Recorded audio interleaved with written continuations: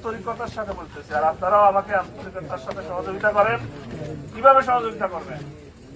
আপনি ঘরে বসে বসে তালিকা করেন কারা মাদক খাচ্ছে এলাকায়, কে রাষ্ট্রপতি প্রশ্রয় দিচ্ছে, কে মাদক বিক্রি করতেছে। সে যত বড় রাজনৈতিক দলের লোক হোক না কেন, কাউকে ছাড়তে হবে না। আপনারা মনে করেন না যে ক্ষমতায় থেকে সে দাপট দেখাবে, ওই দিন আর নাই, শেষ। তাকে আগে ধরবো, এত বড় দাপের দেখাবে। তাহলে সে যে ধরনের দাপট দেখাবে, সে এই ঘটনার সাথে জড়িত, আমরা ধরে নিব। আর না হয় সে আমাদেরকে সহযোগিতা করবে। আমাদের কাজে বাধা দেওয়ার শক্তি কারণে আপনাদেরকে সাথে নিয়ে আমরা ইনশাল্লাহ এই কাজে সফল হব। দ্বিতীয়ত হলো আরেকটা অনুরোধ আপনাদের কাছে আমার, আপনাদের যে সন্তানরা যারা স্কুলে যায়, যারা ছোট এখনো, এই ওখানে চিৎকার দিচ্ছে কারা?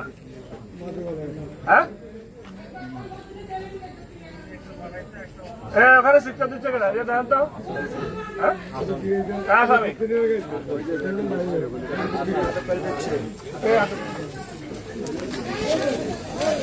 কথা বলছে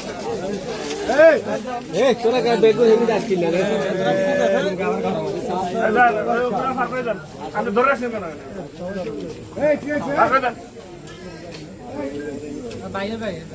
আচ্ছা শোনেন, মানব আশ্রয় প্রশ্রয়দাতা আপনারা যদি মনে করেন আপনাদের আত্মীয় স্বজন, এলাকার নেতা, আপনি যদি নেতার নেতৃত্ব রাখতে চান, আপনি আপনার এলাকা থেকে কয়জন আত্মসমর্পণ করাইলে এটা হলো আপনার ক্যাডি।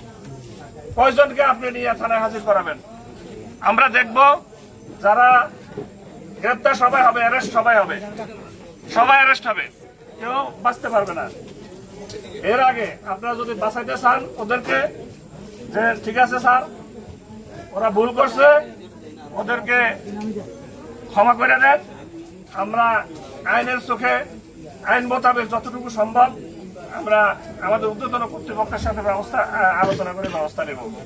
এই সুযোগটুকু আমি দিতে পারি আপনার যে কোনো সময়। আর তথ্যটা আপনি ঘরে বসে রেডি করেন, আমার দরজা সব সময় খোলা। আপনি থানায় চলে যাবেন সোজা, নিজে সিঙ্গেল। আপনি আপনার বউকে, ঘরের বউকে বলবেন না যে আমি থানায় যাচ্ছি, এই আমার তালিকাটা দিয়ে আসবেন, ব্যবস্থা হবে। আর আপনারা যদি আমার এই সহযোগিতা নাও করেন কোনো সমস্যা নেই, আমি কিন্তু তালিকা অলরেডি করে ফেলছি।